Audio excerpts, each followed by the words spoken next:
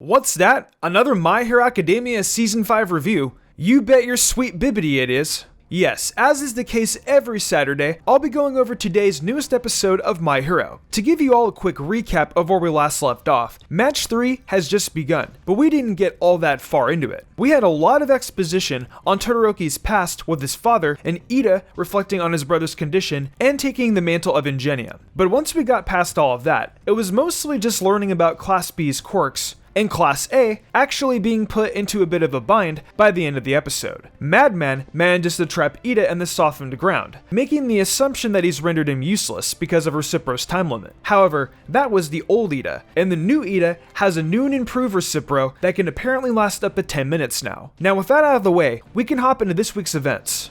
As soon as the episode begins, we are immediately greeted with the best animation we've seen this season thus far. Ida manages to break free from the ice trap Madman put him in with Recipro Turbo, breaks some sort of dimensional barrier, and then proceeds to kick his ass, forcing him to retreat. Honestly, this is particularly some of the best animation the series has gotten, period. In fact, this particular animator has not only done some of the most notable My Hero animation cuts, but was also one of the animators that did some incredible work on the Pokemon Gacha music video, as his style really is a standout among some of the best. Thanks for blessing us with the amazing animations, Nakamura.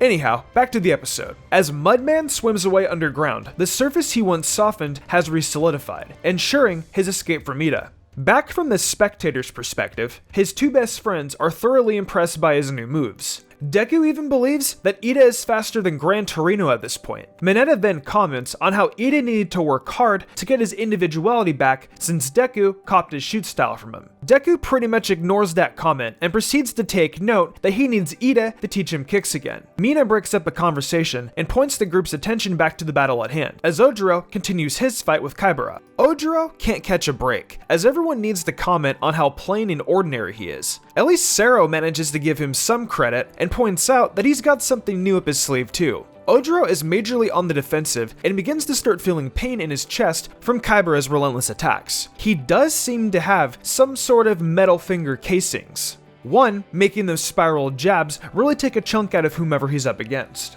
Just when it seems like Odro has met his match, Ida comes through with that impressive speed, snatches Kaibara up, and proceeds to take him to jail. As he hauls him off, Kaibara desperately spins out of control in an attempt to free himself from Injenium's clutches, while also relaying a bit of his resentment for not being allowed to show off a bit in a one-on-one fight. This doesn't really matter to Ida, however, as he's now fully focused on doing what his brother would have done, regardless of this just being training. He acknowledges that if he couldn't act here, then how could he possibly act when it came to the real thing?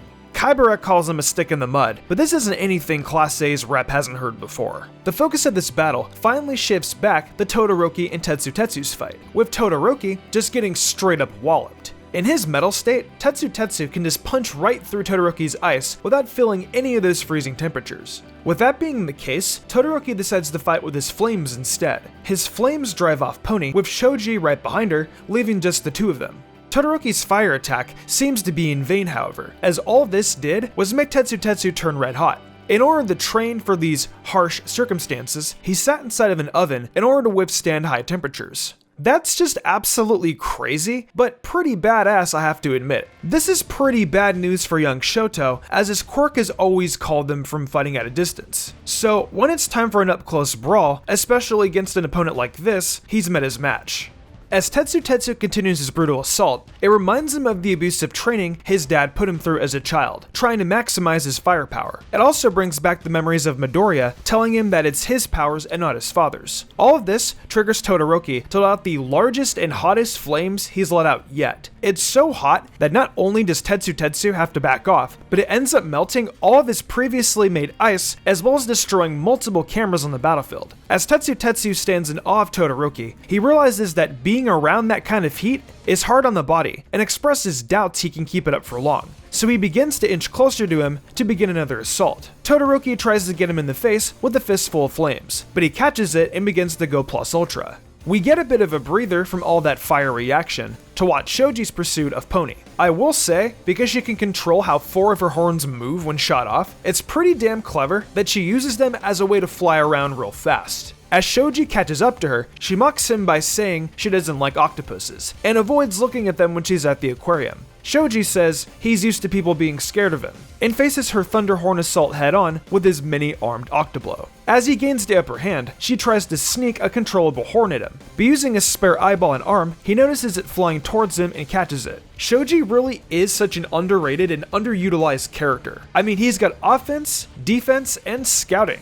Honestly, he could probably be one of the top heroes, without a doubt in my mind. Odro comes through to help his teammate out, and proceeds to get a hold of Pony, who comments on his very ordinary way of capture. But before they can take her off to the holding cell, Madman softens the area around and begins to sink them all. He attempts to get a hold of Odro while underground, but Tailman manages to show off impressive power by creating a vortex, blowing everyone near him back. He might be a very plain guy, but he did make it into Class A for a reason. Things are looking up for Class A here, but before Shoji can assist his teammate out of the ground, Pony stabs 4 of her arms into his tail and sends the both of them flying back to her team's cell, securing a point for Class B and evening the score.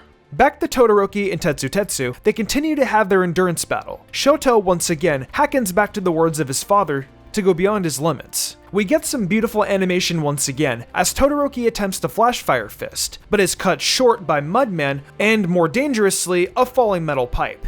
Just when all hope seems lost, BAM! Ida comes in with a swift kick to Mudman's head. Tremendous. He grabs Todoroki and tries to get out of there lickety-split.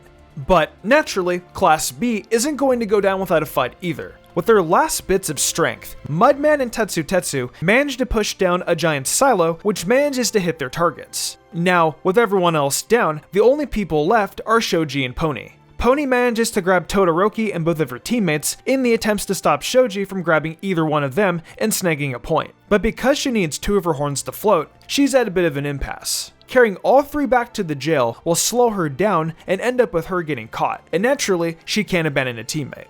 So what is little Pony Tsunotori to do? Well, since she can't win, she's at the very least going to make sure her enemy can't either. So she goes as high as she can, where Shoji can't reach her, and stalls out the time, resulting in a draw. This bugs the hell out of Kaminari and Kirishima, but Yoshida does make a fair point in commenting that in a real fight, running away and waiting for a rescue is a reasonable thing to do. Afterwards, both teams from match 3 are sent to Recovery Girl for healing. As Todoroki regains consciousness, he and Ida trade a back and forth about where they both messed up and what they aspire to be. Overhearing the conversation, Mudman chimes in with his own areas of improvement and hopes for a rematch with the 2 of them in the future. With that, Recovery Girl kicks them out, and we're back at the battlefield.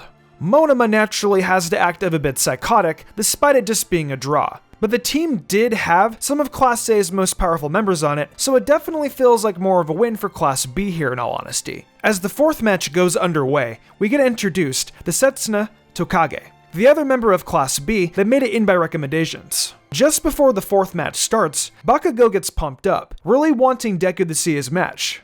And that's the episode. Honestly, it's by far the best episode of the season. The action was pretty much non-stop, coupled with beautiful shots of animation from some of the best characters in the series. Honestly, you really couldn't ask for a better episode than this. But being that next week we'll be dealing with Bakugo's match, I think we'll have some more amazing scenes to look forward to. But that's going to do it for me today, folks. What did you all think of today's episode? Be sure to leave a like and let me know in the comments down below. With that said, I'm Mystic Sage, and I'll catch you all next time with some more awesome anime content.